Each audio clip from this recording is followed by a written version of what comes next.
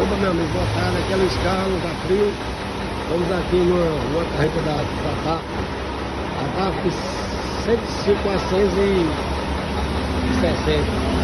Aqui nós já confirmamos, é de uma empresa. Amanhã ele está trazendo ele aqui, vamos trocar o professor dele, entendeu? Ele estava atrasado, como ele vai precisar carregar hoje, aí temos que dar essa dividida, mas amanhã ela aqui de volta, para ele fazer o negociamento, entendeu? Já viu a carreta da transportadora Cláudio. Vamos ver aqui só para confirmar qual é o defeito elétrico.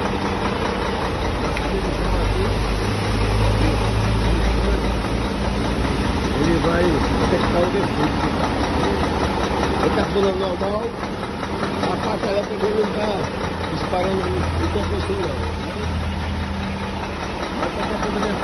Qualquer defeito que você tiver, alguma coisa aqui atrás, vem para frente. Aquela hora foi diferenciado. E dê um likezinho para nós. Viu? Para o YouTube. Agradeço, até a próxima vídeo.